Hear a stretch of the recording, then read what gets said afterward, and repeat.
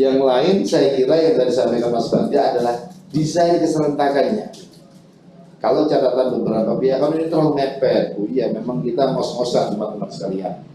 Belum selesai pemilunya, sengketanya, kemudian kita udah lari untuk persiapan pilkada dan seterusnya. Tapi kita terima karena kita penyelenggara. Tapi kalau disuruh kasih masukan kira-kira bagaimana agar ada tahapan yang nggak terlalu berhimpit, biar nggak double gardan, satu ngurusi pemilu selesai satu pilkada. Ini kalau dari sisi idealitas menurut kami di penyelenggaraan. Teman-teman bahwa juga demikian, apalagi dengan undang-undang yang berbeda ini, ketika kampanye prasyarat untuk peserta pemilu, peserta kampanye sebagai pelaku dan seterusnya antara pemilu dan undang-undang pilkada beda. Nah itu juga kadang pemilih malah belum move on dari kirain menggunakan undang-undang pemilu ternyata ada pilkada. Pemantau misalnya, pemantau 2019, pemantau 2024 untuk pemilu nasional ke Bawaslu, tapi untuk pilkada pemantau di KPU. Registrasi apa? Akreditasinya. Itu kan udah signifikan berbeda. Jadi saya waktu itu ngurusin pemantau, tapi begitu di KPU pemilunya malah nggak ngurusi di KPU lagi itu. Ini contoh yang berbeda.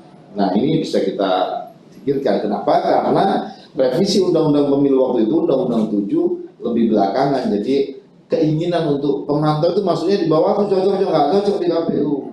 Soalnya banyak lebih mengomentari KPU juga karena yang diawasi kan dipantau. Yang lain saya kira electoral dispute system atau metode sengketa dan kanal sengketa sebagaimana disampaikan Pak Bagja tadi. Ya teman-teman tahulah dinamika putusan MK, kemudian TL-nya dan seterusnya. Hari ini tadi kami juga bersidang. Ada masalah-masalah berkaitan dengan teknis pemilihan, ada masalah-masalah dengan non situasi di TPS. Ya tadi itu kata Mas Bagja, ijazah apa. Kadang-kadang kami juga punya kurang waktu untuk kemudian dan kurang kewenangan juga lah untuk menyatakan ijazah ini asli apa tidak. Keringatan kami juga nggak selesai juga. Satu, kedua, mohon maaf, saya harus sampaikan, semuanya harus jujur dong. Kalau mantan terpidana bilang mantan terpidana, sehingga nyontrengnya jelas, sehingga kalau kemudian mantan terpidana lebih 5 tahun dia harus iklan dulu menyampaikan ke publik gitu ya. Kalau orang nggak pernah ngaku kemudian belakangan ketahuan, salah lagi KPU-nya. Begitu dicari mantan terpidana yang nggak terbukti, pidana militer. Artinya kami yakin peserta juga punya ancaman pointer-pointer yang menjadi masukan untuk rencana perbaikan undang-undang. Penyelenggara, saya Pak Bagja pasti satu suara lah soal itu. Mau saya disuruh KPU aja ikut Pak Bagja bilang. Pasti satu suara gitu. Yang lain saya kira yang tadi disampaikan Mas Bagja adalah desain keserentakannya. Kalau catatan beberapa pihak kan ini terlalu mepet. Oh iya, memang kita ngos-ngosan teman-teman sekalian. Belum selesai pemilunya, sengketanya, kemudian kita udah lari untuk persiapan pilkada dan seterusnya. Tapi kita terima karena kita penyelenggara. Tapi kalau disuruh kasih masukan kira-kira bagaimana agar ada tahapan yang nggak terlalu berhimpit, biar nggak double gardan, satu ngurusi pemilu selesai satu pilkada. Ini kalau dari sisi idealitas menurut kami di penyelenggaraan. Teman-teman bahwa juga demikian, apalagi dengan undang-undang yang berbeda ini, ketika kampanye prasyarat untuk peserta pemilu, peserta kampanye sebagai pelaku dan seterusnya antara pemilu dan undang-undang pilkada beda. Nah itu juga kadang pemilih malah belum move on dari kirain menggunakan undang-undang pemilu ternyata ada pilkada. Pemantau misalnya, pemantau 2019, pemantau 2024 untuk pemilu nasional ke Bawaslu, tapi untuk pilkada pemantau di KPU. Registrasi apa? Akreditasinya. Itu kan udah signifikan berbeda. Jadi saya waktu itu ngurusin pemantau, tapi begitu di KPU pemilunya malah nggak ngurusi di KPU lagi itu. Ini contoh yang berbeda.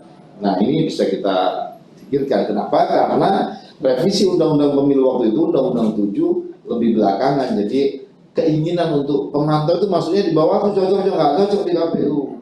Soalnya banyak lebih mengomentari KPU juga karena yang diawasi KPU kan dipantau. Yang lain saya kira electoral dispute system atau metode sengketa dan kanal sengketa sebagaimana disampaikan Pak Bagja tadi.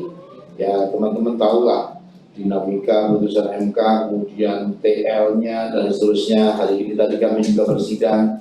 Ada masalah-masalah berkaitan dengan teknis pemilihan, ada masalah-masalah dengan non situasi di TPS. Ya tadi itu karena Mas Bagja ijazah apa. Kadang-kadang kami juga punya kurang waktu untuk kemudian dan kurang kewenangan juga lah untuk menyatakan ijazah ini asli apa tidak. Keringatan kami juga nggak selesai juga. Satu, kedua, mohon maaf, saya harus sampaikan, semuanya harus jujur loh. Kalau mantan terpidana bilang mantan terpidana, sehingga nyontrengnya jelas, sehingga kalau kemudian mantan terpidana lebih 5 tahun dia harus iklan dulu menyampaikan ke publik gitu ya. Kalau orang nggak pernah ngaku kemudian belakangan ketahuan, salah lagi KPU-nya. Begitu dicari mantan terpidana yang nggak terbukti, pidana militer. Artinya kami yakin peserta juga punya ancaman pointer-pointer yang menjadi masukan untuk rencana perbaikan undang-undang. Penyelenggara, saya Pak Bagja pasti satu suara soal itu. Mau saya disuruh KPU aja ikut tuh Pak Bagja. Pasti satu suara.